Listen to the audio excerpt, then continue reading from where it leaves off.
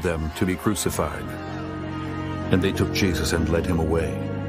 And he, bearing his cross, went forth into a place called the place of a skull, which is called in the Hebrew Golgotha, where they crucified him and two other with him, on either side one, and Jesus in the midst.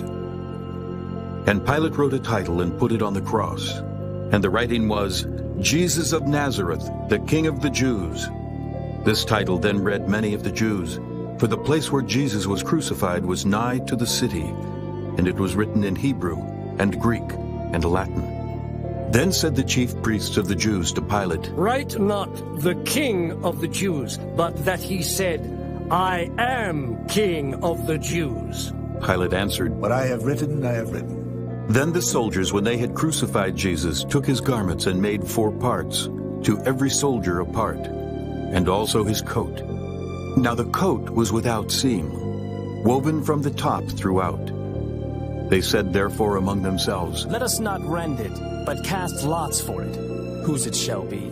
that the scripture might be fulfilled, which saith, They parted my raiment among them, and for my vesture they did cast lots. These things therefore the soldiers did. Now there stood by the cross of Jesus his mother, and his mother's sister Mary, the wife of Cleophas, and Mary Magdalene. When Jesus therefore saw his mother, and the disciple standing by whom he loved, he saith unto his mother, Woman, behold thy son. Then saith he to the disciple, Behold thy mother. And from that hour that disciple took her unto his own home. After this, Jesus, knowing that all things were now accomplished, that the scripture might be fulfilled, saith, I thirst.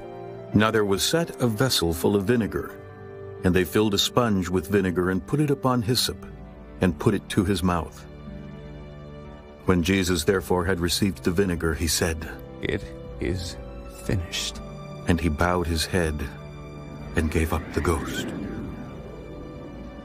The Jews, therefore, because it was the preparation, that the bodies should not remain upon the cross on the Sabbath day, for that Sabbath day was an high day, besought Pilate that their legs might be broken, and that they might be taken away. Then came the soldiers, and brake the legs of the first and of the other which was crucified with him. But when they came to Jesus, and saw that he was dead already, they brake not his legs. But one of the soldiers with the spear pierced his side, and forthwith came there out blood and water. And he that saw it bare record, and his record is true, and he knoweth that he saith true, that ye might believe. For these things were done, that the scripture should be fulfilled, A bone of him shall not be broken. And again another scripture saith, They shall look on him whom they pierced. And after this, Joseph of Arimathea, being a disciple of Jesus, but secretly, for fear of the Jews, besought Pilate that he might take away the body of Jesus. And Pilate gave him leave. He came therefore and took the body of Jesus. And there came also Nicodemus, which at the first came to Jesus by night, and brought a mixture of myrrh and aloes, about 100 pound weight. Then took they the body of Jesus, and wound it in linen clothes with the spices, as the manner of the Jews is to bury.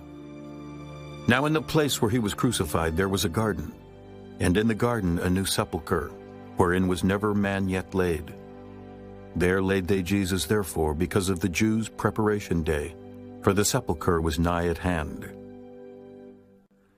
Chapter 20.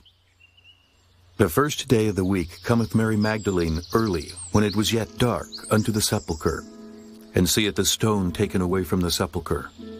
Then she runneth, and cometh to Simon Peter, and to the other disciple whom Jesus loved, and saith unto them, They have taken away the Lord out of the sepulchre, and we know not where they have laid him.